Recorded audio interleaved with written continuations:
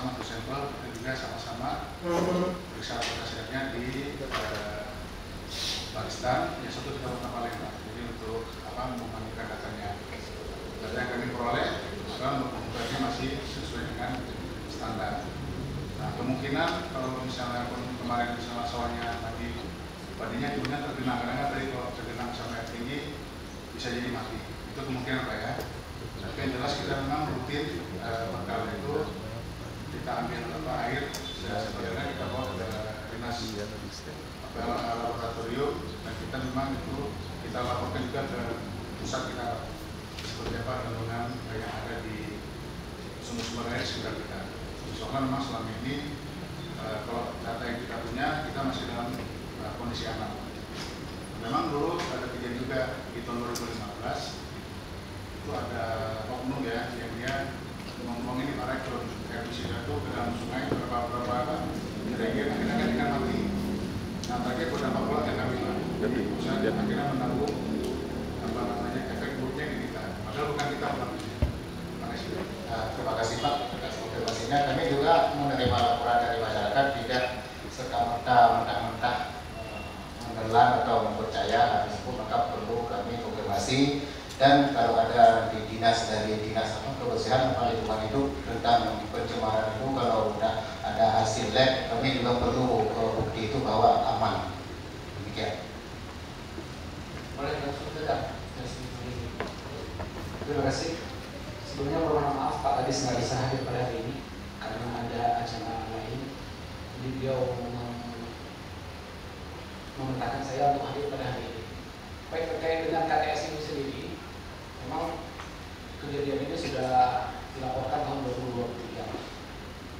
Jadi pada saat itu kita punya bukti dengan pengambilan sampel. Jadi hasil sampel itu menunjukkan kalau dari hasil kita ada beberapa parameter air yang melebihi baku mutu. Ada termasuk dari KTS juga melakukan pengujian karena kita perlu data mandi. Ingat seperti ini, untuk sumber pencemar itu ada dua. Ada dari sumber yang diketahui, ada dari sumber yang tidak diketahui. Kalau dari sumber yang diketahui itu biasanya dari aktivitas-aktivitas yang dilakukan yang sudah punya perizinannya. Jadi kita sudah tahu parameter apa saja yang mereka buang ke sungai, kemudian juga besarannya sudah kita ketahui, kemudian juga baku mutu apa yang harus mereka jaga. Sedangkan dari sumber yang tidak diketahui ini biasanya dari aktivitas masyarakat. Contoh ada kebun sawit, Pak, itu juga ada pakai pestisida. Ini juga bisa berdampak ke beban pencemaran air sungai. Nah, hasil lab itu sudah kita lakukan di dua siklus, Pak. Yang pertama di musim hujan, kemudian juga kita lanjutkan di musim kemarau. Memang metodenya seperti itu. Hasilnya dari lab LH itu menunjukkan ada pilihan baku mutu untuk beberapa parameter. Dan hasilnya nanti akan saya serahkan case-nya ini. Memang kemarin kita mencoba melihat kembali perizinan terkait dengan pembuangan air limbah yang digunakan oleh BKTS. Itu mereka menggunakan sistem lab aplikasi. Lab aplikasi itu dia menggunakan limbah itu sebagai pupuk. Nah, mereka sudah punya izinnya, izin pembuangan air limbah tersebut yang dikeluarkan kalau nggak salah saya 2020 nantinya Pak, 2020 izinnya kalau nggak salah. Nah, izin ini ada sedikit kekurangan. Artinya seperti ini. Tadi saya sudah menyampaikan bahwasanya beban dari sebuah pencemaran itu ada yang diketahui dan tidak diketahui. Nah, KTS ini sebenarnya dalam aturan regulasi yang ada, ketika mengajukan pembuangan air limbah untuk lab aplikasi, mereka harus membuat kajian terkait dengan pembuangan limbah air tersebut.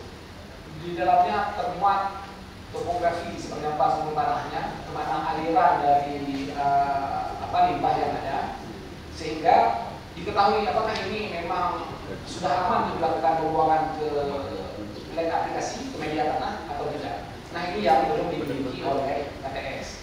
Kemarin solusinya, karena kita juga tidak bisa menduga-duga Pak, mereka punya juga perizinannya, akhirnya kita memberikan solusi kepada mereka agar membuat persetujuan teknis pembuangan air limbah sehingga kajiannya ada, sehingga lab aplikasi yang digunakan itu nantinya memiliki kajian yang aman untuk media lingkungan.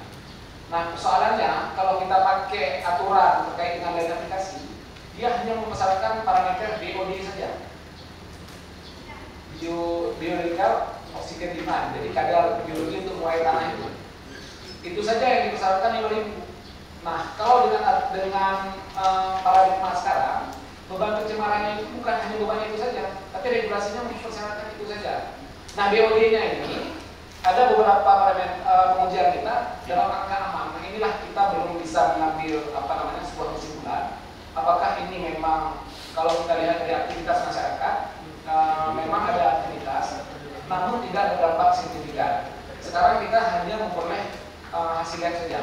Jadi kesimpulan kami kemarin, mereka juga bekerja sama terkait dengan ini, bagaimana kita mencari solusi bersama agar persoalan ini bisa terselesaikan. Akhirnya beban pencemaran yang ada di sungai itu ini bisa kita atasi. Terakhir kita menyuruh mereka untuk menyusun persetujuan teknis pembuangan air limbah. Apakah nanti mereka ingin menggunakan aplikasi kembali atau membuat pembuangan ke badan air permukaan. Nanti ada kajiannya di dalamnya, berapa besarannya, bagaimana pengolahannya, nanti diatur semua di situ, termasuk penggunaan topografinya nanti, agar air yang dibuang dari limbah KTS ini bisa benar-benar bisa dibuang ke media lingkungan. Kita ini sudah berproses. Terakhir kami dihubungi sama mereka, kewenangannya kebetulan sekarang sudah provinsi, KTS juga sudah bersurat ke provinsi. Dan harapan kami kemarin sudah sampaikan bahwasannya ini harus segera diselesaikan agar kita bisa mengetahui apakah lain aplikasi yang digunakan selama ini oleh KTS ini bisa membuat beban pencemaran itu ke media tanah bisa kita atasi. Mungkin itu penjelasan dari kami sementara.